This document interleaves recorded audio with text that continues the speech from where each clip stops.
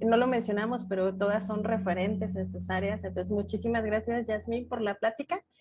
Y bueno, pues ahorita vamos a empezar, vamos a pasar a la siguiente plática, que es con la doctora Marcela Quiroz Castellanos. Y bueno, también, Marcela, muchísimas gracias por haber aceptado dar esta plática. La plática va a ser enfocada en Artificial Intelligence, entonces el nombre es Data Science for Artificial Intelligence. Y bueno, Marcela Quiroz es doctora en Ciencias de la Computación por el Instituto Tecnológico de Tijuana y maestra en Ciencias de la Computación por el Instituto Tecnológico de Ciudad Madero. Es miembro del Sistema Nacional de Investigadores de la Sociedad Mexicana de Ciencias de la Computación y de consejos directivos de la Academia Mexicana de Computación y de la Federación Mexicana de Robótica. Es miembro fundador del Grupo de Divulgación Código IA y actualmente es investigadora titular del Instituto de Investigaciones en Inteligencia Artificial de la Universidad Veracruzana, donde desarrolla investigación en el área de aprendizaje computacional y optimización inteligente. Y bueno, tengo que mencionar también que Marcela es súper activa en todo el ecosistema de inteligencia artificial, entonces realmente es un gusto tenerte aquí, Marcela, y si gustas, adelante con tu presentación. Muchísimas gracias, Ivette, por la introducción y gracias a todas por la organización de este evento, por haberme invitado y es un honor para mí estar aquí con mis colegas que también han compartido o van a compartir sus charlas, Yasmín, todas, un gusto estar aquí. Voy a permitirme compartir mi pantalla. ¿Me dicen si la pueden ver, por favor? Perfecto, sí, sí se ve. Muy bien. Entonces, les platico. El tema del que voy a hablar, si bien tiene que ver con ciencia de datos y también con inteligencia artificial, pero las explicaciones las voy a centrar un poco más al contexto en el que yo trabajo, que es en inteligencia artificial, pero es utilizando cierto tipo de algoritmos para resolver problemas de optimización. Ya nos habló Yasmín de la importancia de los problemas de optimización y que están presentes en un montón de aspectos en nuestra vida, como el transporte, por ejemplo, pero también en situaciones prácticas que ocurren en la industria, en la ingeniería, en la ciencia, en el área que ustedes se puedan imaginar. Ahí hay procesos que se pueden optimizar. La charla la titulé Ciencia de Datos para Inteligencia Artificial, porque si bien quienes han tomado cursos de ciencia de datos o son especialistas en eso, sabrán que hay métodos de inteligencia artificial que se utilizan dentro de ciencia de datos. Por ejemplo, para obtener modelos con técnicas de aprendizaje automático, etcétera. Pero yo lo que les quiero mostrar aquí es cómo los algoritmos que utilizamos en el área de inteligencia artificial los podemos estudiar y los podemos mejorar utilizando ciencia de datos. Ahí están mis datos de contacto, igual al final se los voy a volver a compartir. En caso de que tuvieran alguna duda, con toda confianza me pueden escribir. No pasa de que les diga, no sé, y les mande algo para que ustedes lean, pero siempre será un gusto para mí responderles. Y también, antes de comenzar, bueno, ahí están las redes sociales del instituto en el que trabajo. Esto es un poco grandes rasgos de lo que les voy a hablar, pero ya vamos a ir entrando. Antes quiero platicarles que yo estoy en la Universidad Veracruzana, como en la presentación que Ivette hizo, mencionó.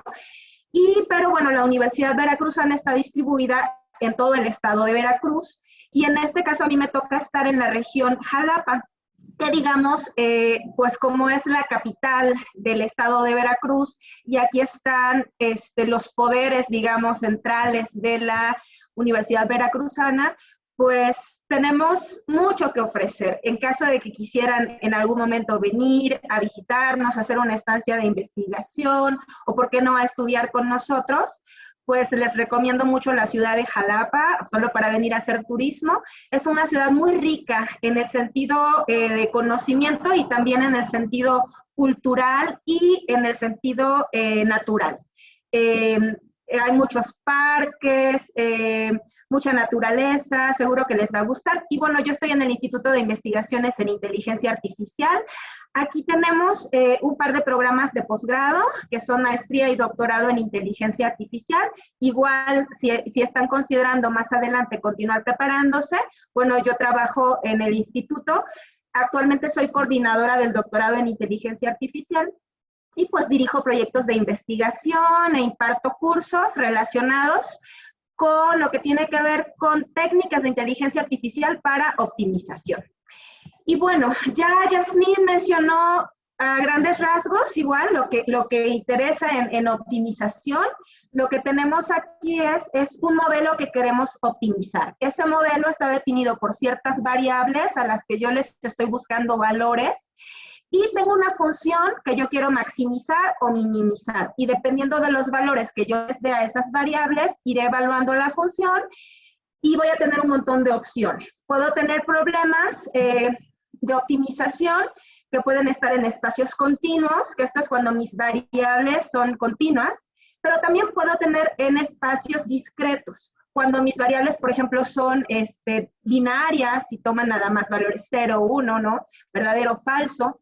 O cuando tengo espacios discretos, que para una variable solo admito 5 valores diferentes, por ejemplo, ¿no? Y así puedo tener también restricciones que me limitan qué valores yo pudiera darle a algunas variables, o puedo no tener restricciones. Puedo tener incluso muchos objetivos a optimizar, solo uno o a veces ninguno, simplemente busco una solución que logre satisfacer ciertas restricciones sin violar ninguna. Y puedo tener problemas como el que mencionó Yasmín, en el que está cambiando continuamente las condiciones porque van cambiando los valores de los parámetros que definen el problema de un momento a otro. Pero también tengo problemas donde desde el principio el problema ya está dado y no va a cambiar mientras lo estoy solucionando. Aquí yo marqué en rojito el tipo de problemas con el que yo he estado trabajando, sobre todo aplicando esta metodología que les voy a contar, que son problemas combinatorios, con restricciones, con un objetivo y donde el problema no cambia. Está dado en un principio y yo lo que hago es resolver estos problemas. Ahora, aquí hay un problema clásico, nada más para darnos una idea, que cumple con estas características que mencioné, que es el problema de la mochila. En este problema lo que se busca es seleccionar de un conjunto dado de objetos, seleccionar un subconjunto de manera que yo maximice el beneficio que guardo en una mochila, pero no viole la restricción de la capacidad que pueda soportar la mochila. Ahí tengo variables binarias, donde digo si un objeto lo selecciono o no para poner en la mochila, y dependiendo de si lo selecciono o no para poner en la mochila, es si yo voy a considerar el peso del objeto para ir calculando si no violó mi restricción y el valor del objeto para ir evaluando mi función objetivo. Otro problema clásico que a grandes rasgos, pongo aquí, voy a explicar a grandes rasgos, es el problema de optimización de acomodo de objetos en contenedores. Entonces, aquí es como el de la mochila, pero ahora tengo un número ilimitado de mochilas, no solo una. Ahora tengo que acomodar todos los objetos, ya no puedo dejar ninguno fuera, dado que puedo usar las mochilas que yo necesitara. Pero aquí lo que quiero es minimizar, digamos, el número de contenedores o de mochilas que yo requiera para acomodar todos los objetos. Entonces, aquí la restricción es no violar la capacidad de ninguno de los contenedores. Y el objetivo es minimizar el peso de los objetos y claro, otra restricción es que no puedo dejar ningún objeto fuera, todos los tengo que acomodar. Este problema de acomodo de objetos en contenedores es un problema que en la literatura se conoce como NP duro. Lo que significa es que todavía no existe un algoritmo o un método de optimización que garantice que va a tener un desempeño eficiente, digamos que va a acabar en un tiempo relativamente corto o en un tiempo polinomial para cualquier instancia o caso particular en específico que le llegara del problema. Entonces, dado que no tengo un algoritmo que me garantice eso y además resulta que a veces un algoritmo es mejor que otro para algún caso específico del problema, pero luego cambia el comportamiento cuando me llega otro caso específico del problema, pues lo que estoy haciendo constantemente es tratar de mejorar mis métodos de solución, ¿no? Mis algoritmos.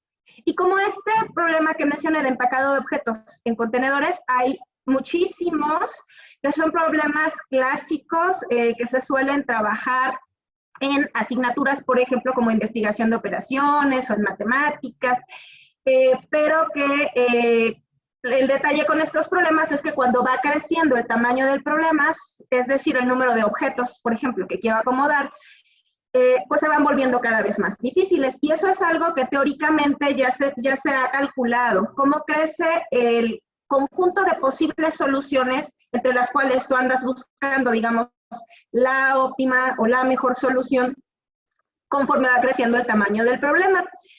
Y para esto hay muchos estudios teóricos, ¿no? Que te dicen cómo cambia la complejidad cuando cambia el tamaño del problema. Pero resulta que hay otras características que suelen a veces impactar más la dificultad de los problemas que el tamaño del problema, cuando ya estamos hablando de problemas que pertenecen a esta clase de problemas difíciles. Y bueno, para resolver este tipo de problemas, lo que se suele utilizar, digamos, son dos tipos de métodos. Cuando tú quieres encontrar la mejor solución posible o la solución óptima, pues se utilizan métodos exactos que si tú los dejas correr suficiente tiempo, te garantizan que te van a dar la solución óptima. A veces estos métodos exactos los puedes detener antes y te dan la mejor solución que habían encontrado, pero a lo mejor no habían terminado, digamos, de generar todo para decirte, ya tengo la mejor solución posible.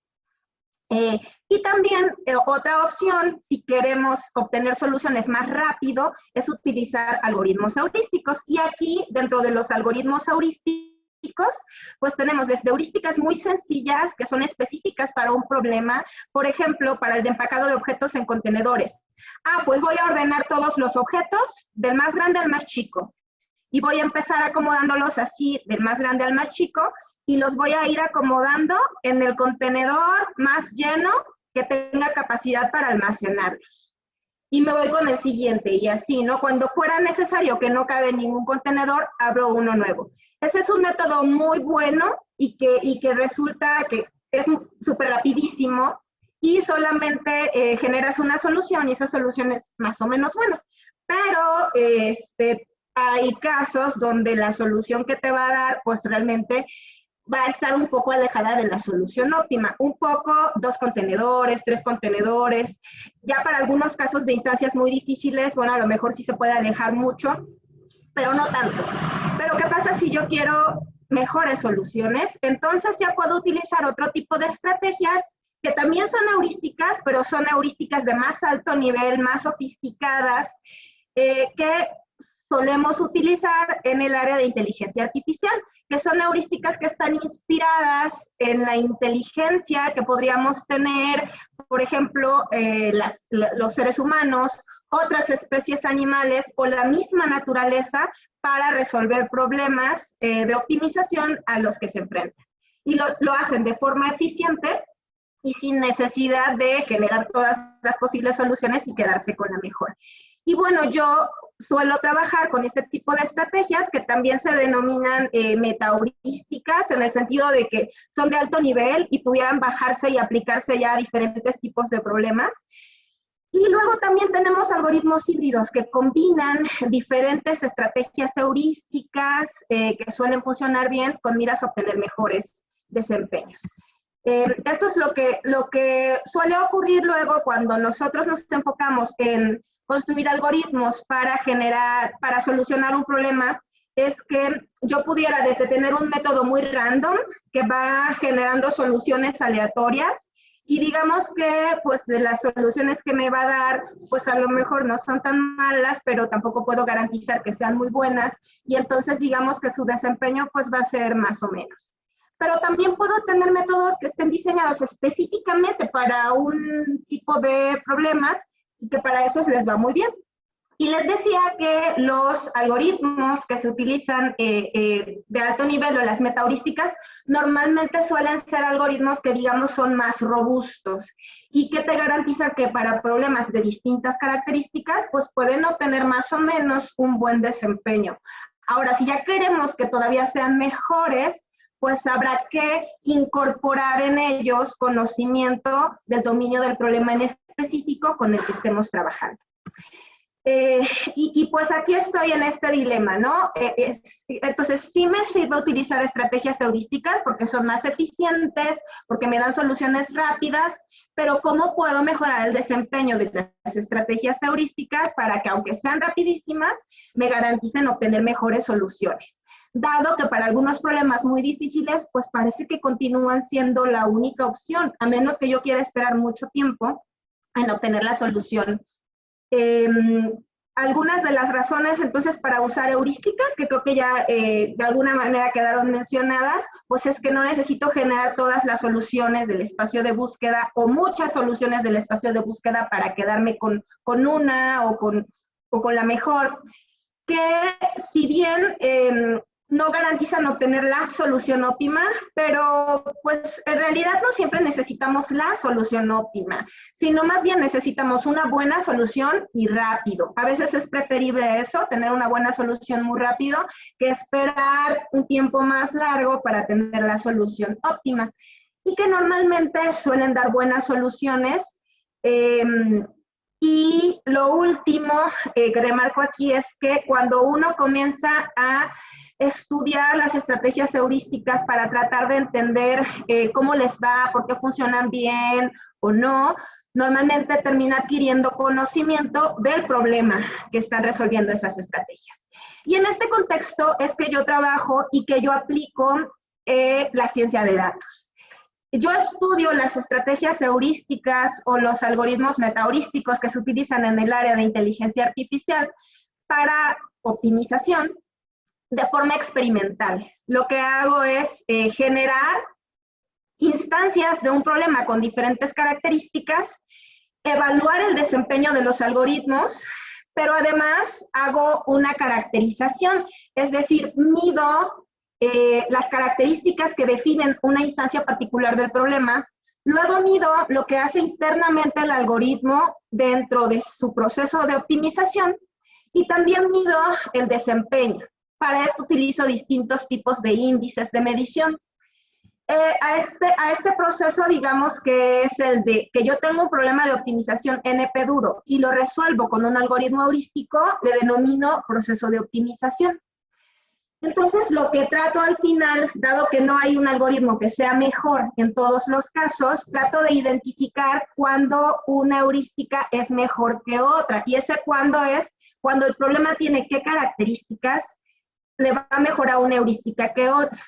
Con ese conocimiento de lo que yo mido aquí, una vez que hago la caracterización de las instancias y del algoritmo, lo que busco son relaciones que expliquen el desempeño del algoritmo. Es decir, cuando a mí me llega una instancia con ciertas características, cómo se comporta el algoritmo. Y esto me sirve para obtener explicaciones de desempeño que al final me permiten poder establecer teorías sobre la dificultad de las instancias, sobre el comportamiento del algoritmo, poder hacer pronósticos de desempeño. Si más adelante me llega un caso nuevo que yo no he resuelto, poder decir, pues este lo podría solucionar mejor con este algoritmo. O mi algoritmo que tengo aquí no le iría muy bien, pero si agrego algo adicional, puedo obtener un mejor desempeño. Y puedo también visualizar áreas de mejora en los algoritmos, rediseñar métodos que ya tengo existentes o construir nuevos métodos. No me voy a detener mucho en la parte de la revisión de lo que se ha hecho en la literatura en esta área, que se suele llamar algoritmia experimental, que es hacer experimentos con los algoritmos para luego tratar de entenderlos. Pero hay muy poco trabajo en la literatura y falta muchísimo para poder entender cómo funcionan y por qué es como es el desempeño que presentan los algoritmos heurísticos cuando resuelven instancias de un problema con diferentes características. Y esto es muy importante porque mientras no llegamos a tener este conocimiento, estamos un poco trabajando de una forma muy ingenieril. Tengo este problema, sé que puedo aplicar estos algoritmos, los aplico y a ver con cuál le fue mejor y con ese me quedo. Pero cuando ya se trata de explicar y por qué le fue mejor con ese, Normalmente mi explicación es, ¿qué tiene de diferente este de los otros? Pero ¿por qué no puedo hacer un modelo que me diga exactamente qué está ocurriendo adentro del algoritmo que lo hace que le vaya bien, que le vaya mal, cuándo le va mejor o peor?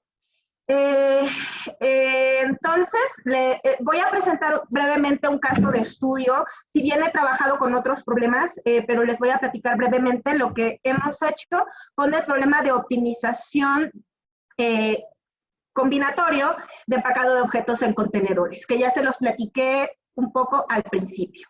Y aquí lo que estamos proponiendo es un enfoque experimental que combina estrategias de ciencia de datos con el objetivo de explicar el proceso de optimización algorítmico.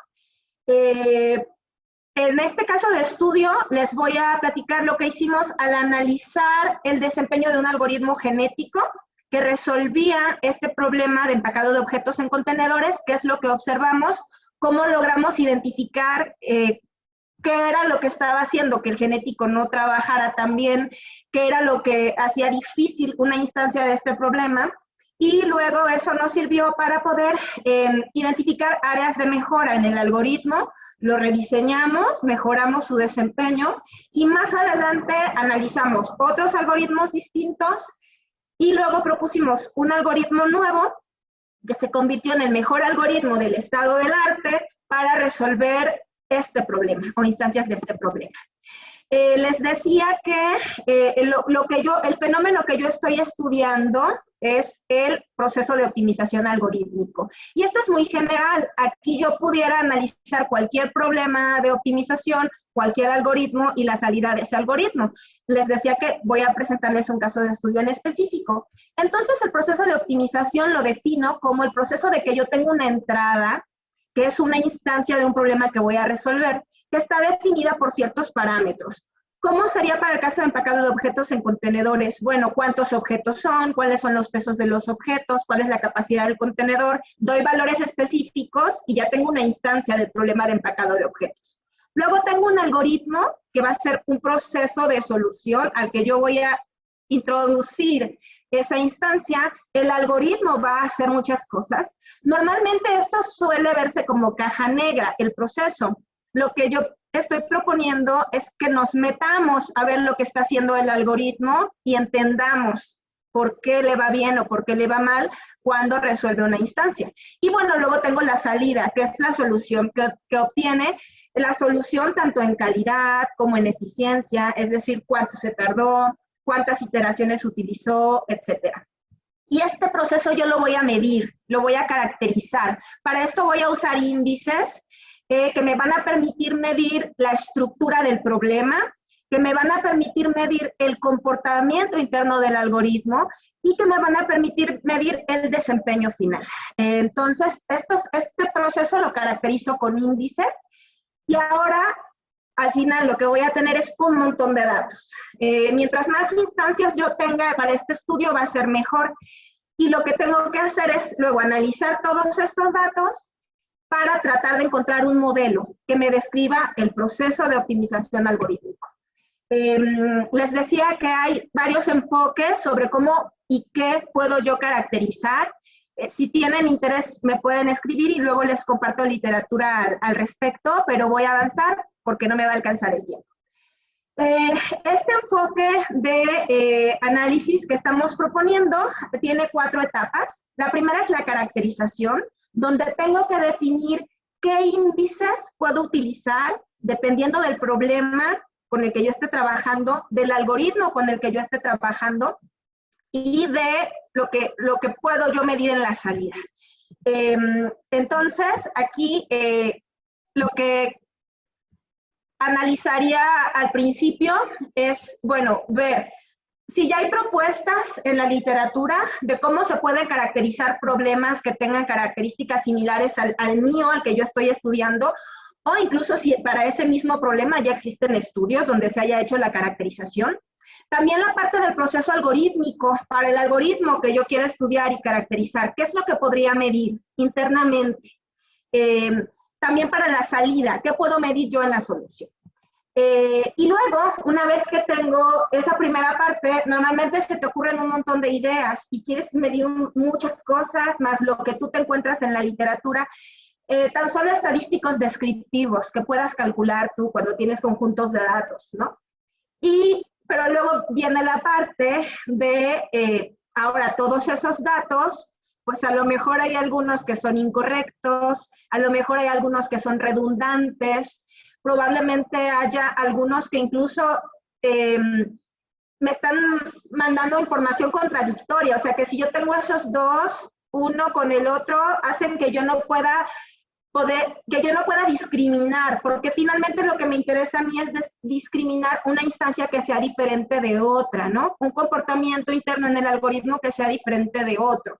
Entonces aquí es donde comienzo a aplicar técnicas de ciencia de datos con el objetivo de refinar esas medidas y quedarme solo con aquellas que me brinden la mínima información necesaria, pero suficiente, para que yo más adelante pueda extraer conocimiento de ella. Aquí una cosa importante es que si yo en la etapa que sigue, que es donde ya voy a tratar de extraer el modelo, por ejemplo, tengo interés en utilizar estrategias de aprendizaje automático, algo que se cuida mucho ahí es el balanceo de clases, por darles un ejemplo. Entonces, desde aquí yo debo tener cuidado al momento de que decido qué índices voy a utilizar, qué instancias voy a utilizar, comenzar a identificar cuáles serían las estrategias que yo sí podría aplicar más adelante cuando haga el análisis de las características. Y aquí nada más pongo algunos ejemplos de estrategias que podríamos usar, desde aplicar estadísticos descriptivos, análisis de correlación para ver si a lo mejor hay dos índices que me están midiendo prácticamente lo mismo, análisis tabular, análisis de componentes principales, de agrupación, diferentes análisis visuales, inferencia causal, etcétera, etcétera. Aquí a lo que quiero llegar es ya a indicadores que yo ya sé que son correctos, que yo ya sé que sí me brindan información y que sé que a partir de ellos sí es posible que yo obtenga un modelo que me describa el proceso de optimización. Y una vez que ya tengo esos indicadores, entonces ahora sí ya voy a hacer el análisis de las características para poder obtener un modelo que me muestre las relaciones que existen entre la entrada, el proceso y la salida. ¿Qué características de las instancias hacen que mi algoritmo siga cierto comportamiento y que el desempeño sea bueno, malo, regular? Entonces aquí lo mismo, hay un montón de técnicas a las que yo puedo recurrir hasta que yo quede satisfecha con lo que obtuve. Análisis de asociación, visualizaciones, comparaciones tabulares, análisis de agrupación, gráficos, inferencia causal y las técnicas que ustedes se puedan imaginar, por ejemplo, dentro de la parte de aprendizaje automático, ¿no? Árboles de decisión, etcétera, etcétera. A lo que quiero llegar es a obtener relaciones de desempeño, que me digan, pues cuando la instancia tiene ciertas características, entonces al algoritmo le va bien o le va mal. Y si le va mal, ¿por qué? ¿Qué hizo internamente? Le va mal no nada más es el resultado que obtuvo al final, sino a lo mejor el resultado que obtuvo al final, o sea, la solución, pues es más o menos buena, o es la óptima, pero resulta que hizo mucho trabajo extra que pudo haberse evitado. Entonces, por eso me interesa ver el proceso interno del algoritmo. Este conocimiento, decíamos, que me va a ayudar a entender el desempeño del algoritmo que yo esté estudiando, a explicar cómo su desempeño es causado por las características de las instancias o por el proceso interno que está siguiendo y a visualizar mejoras en su estructura. Ahora, para Beam Packing, por ejemplo, que fue el caso de estudio que les mencionaba, nosotros al principio, bueno, ¿cómo podría ser instancias distintas de Beam Packing, no? Ya les había dicho que yo tengo un conjunto de objetos. Aquí pongo 3 casos distintos de instancias para que se den una idea, ¿no? Por ejemplo, en esta tengo 60 objetos, en esta otra 180 y en esta otra 1000. Y luego tengo la capacidad de los contenedores. En esta la capacidad es 100, en esta es 1000, en esta es 150. A veces tengo información como al mejor algoritmo del estado del arte, cuántos contenedores utilizó. Si bien esto no es algo que el algoritmo considere al momento de trabajar, pero luego me sirve para comparar lo que yo obtuve qué tan lejos o qué tan cerca está o es mejor que lo mejor que se había obtenido. Para esto también puedo utilizar óptimos teóricos. Y hay veces que no se conoce porque la instancia todavía no ha sido aplicada. Y después tendría los pesos de todos los objetos. Como ven, a mí se me puede ocurrir generar un montón de instancias distintas.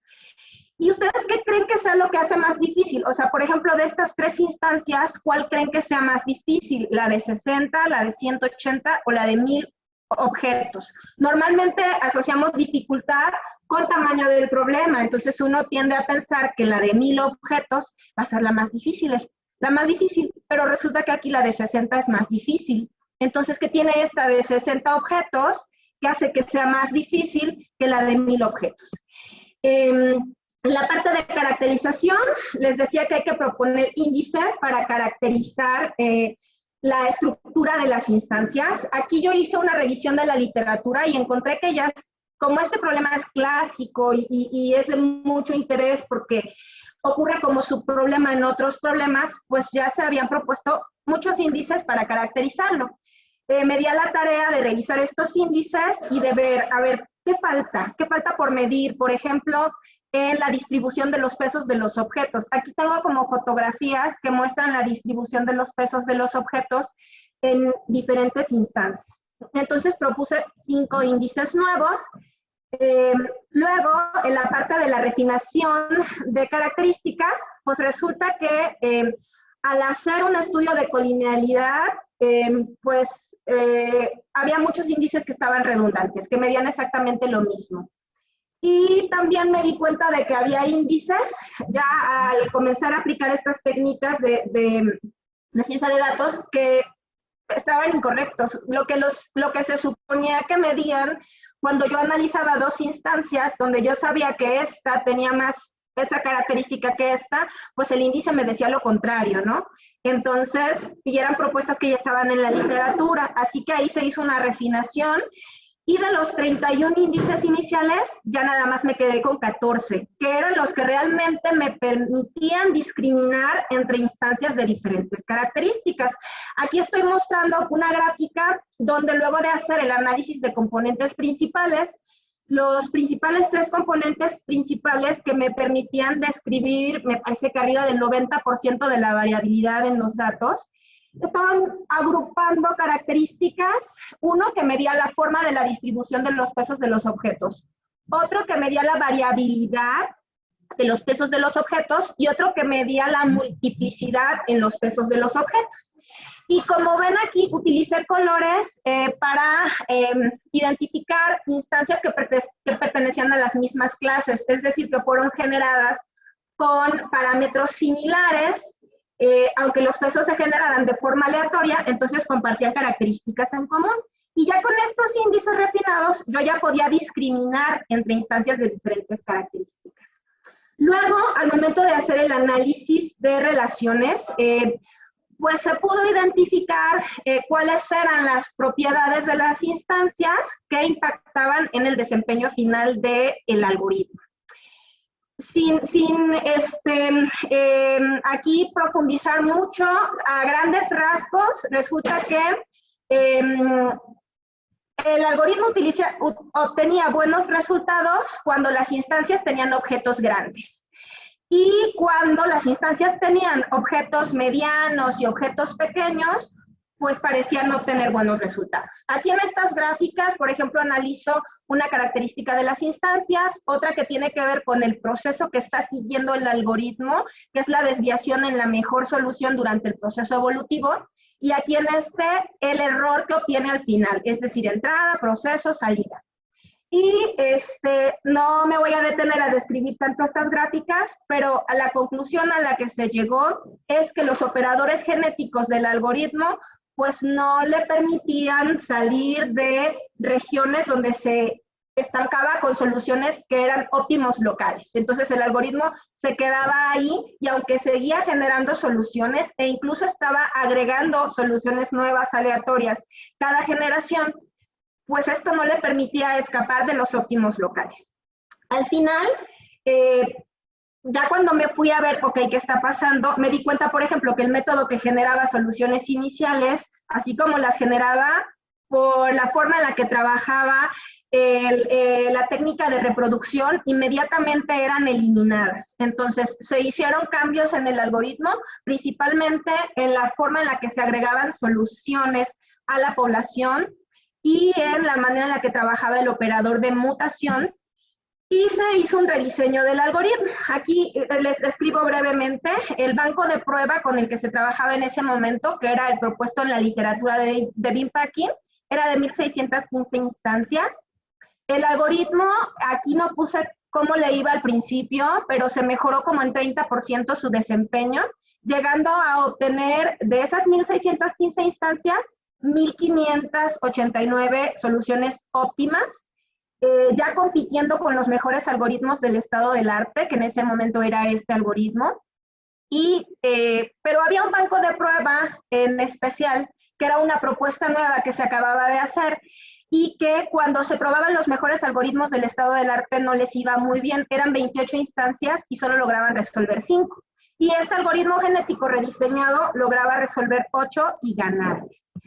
Ahora, continuamos trabajando en este problema, generando nuevas instancias y observando, por ejemplo, cómo cuando el tamaño del problema crece, cambia el comportamiento de los algoritmos. Es decir, para instancias pequeñas o con pocos objetos, era un algoritmo el que parecía ser mejor, pero cuando crecía el tamaño del problema y ahora eran más objetos, cambiaba, y al que le iba no tan bien, ahora le iba mucho mejor que a otros.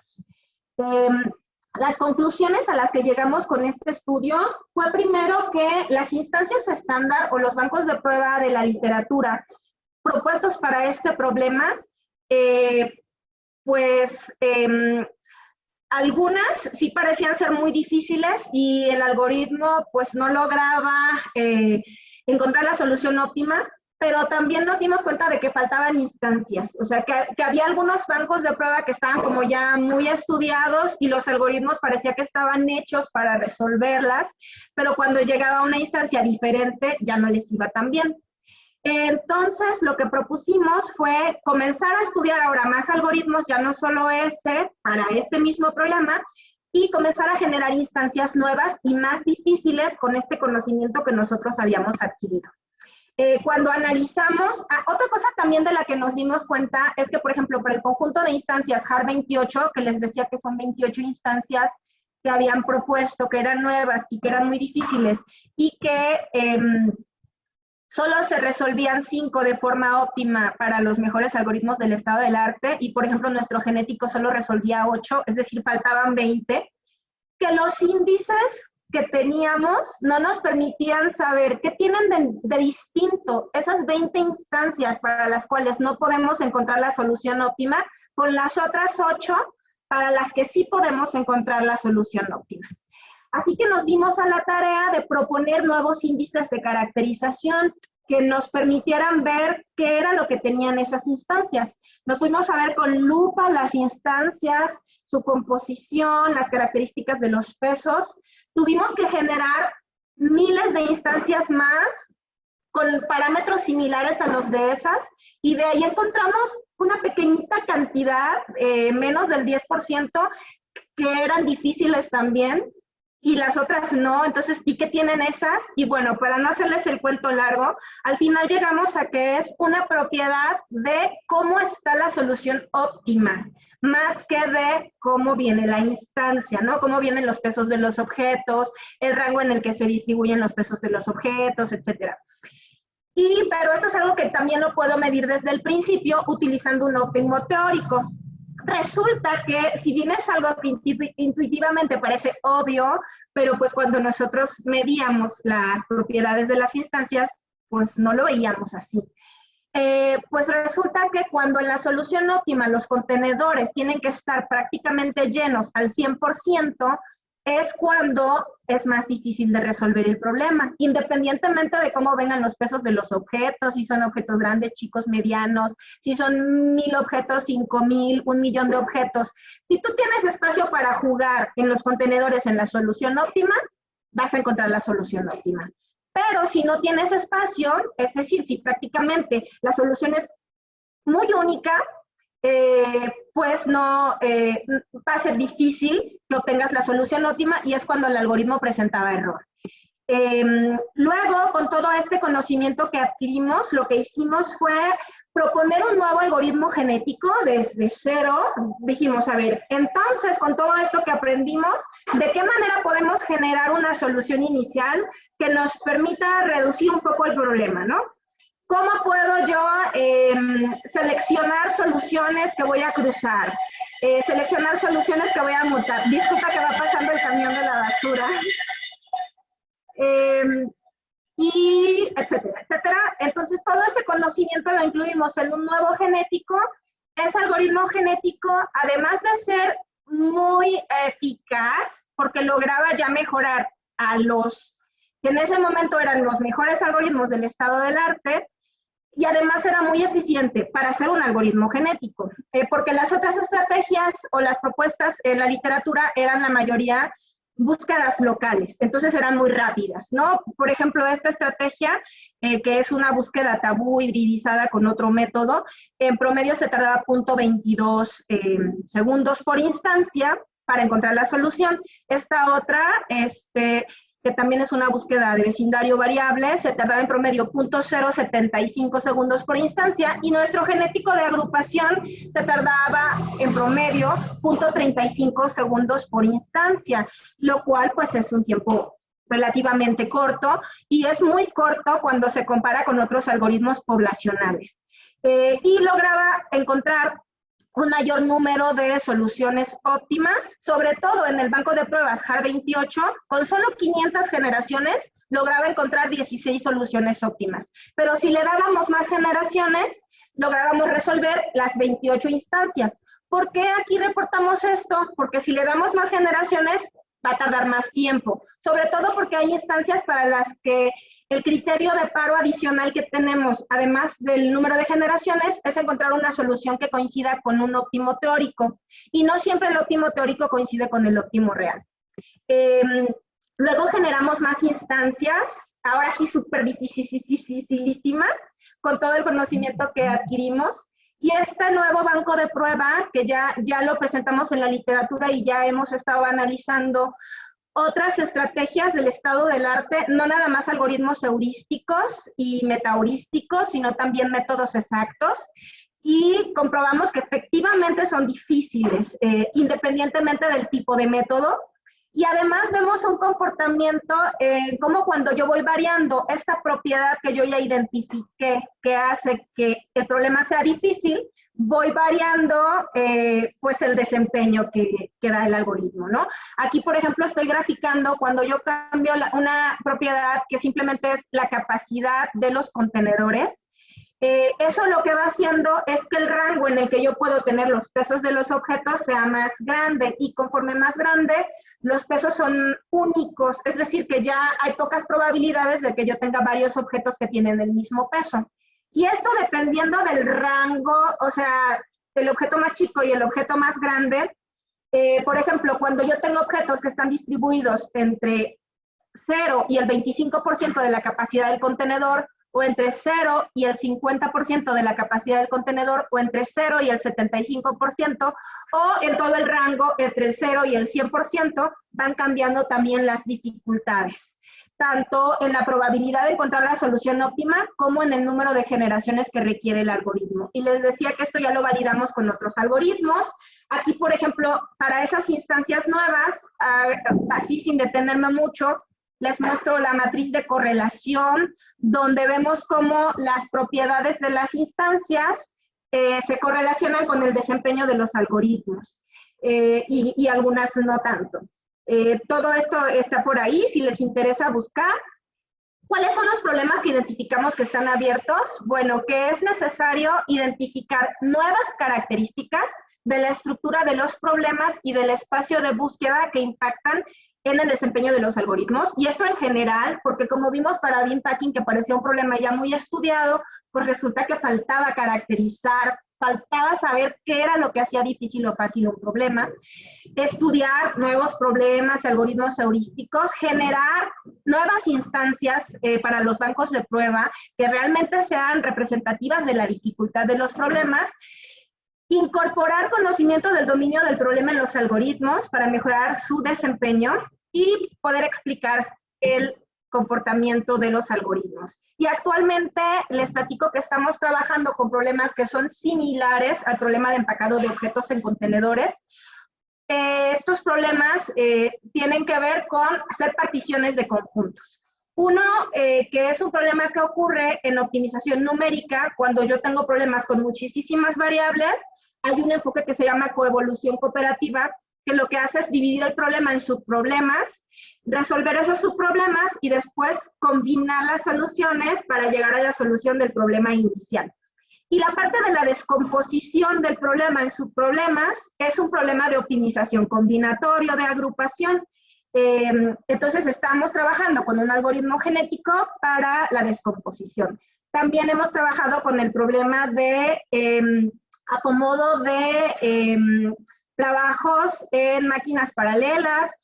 Seguimos trabajando con el problema de empacado de objetos en contenedores. De hecho, estos resultados que les mostré del algoritmo genético ya los mejoramos muchísimo, simplemente modificando el algoritmo en el operador de cruza, y ahora tenemos incluso un operador de cruza más simple y un algoritmo que trabaja menos y que da mejores resultados. También estamos trabajando con el problema de segmentación de imágenes, que es un problema que ocurre en la parte de visión por computadora, cuando yo quiero, para hacer aprendizaje, poder segmentar una imagen y esa luego mandarla, digamos, a mi método de aprendizaje automático. ¿Cómo hago la segmentación? Y también con el problema de acomodo de máquinas virtuales en la nube. Les decía que estos son problemas de agrupación. Ya no me voy a detener aquí. Ya concluyo nada más invitándolos a que se suscriban al canal de divulgación Código Inteligencia Artificial, donde tenemos un montón de charlas y luego hay presentaciones en vivo. Igual si quisieran formar parte del grupo de divulgación, nos pueden contactar, me pueden contactar. Y los invito al seminario de pensamiento computacional que vamos a tener aquí en Jalapa, del 6 al 8 de julio. Vamos a tener charlas muy interesantes sobre pensamiento computacional.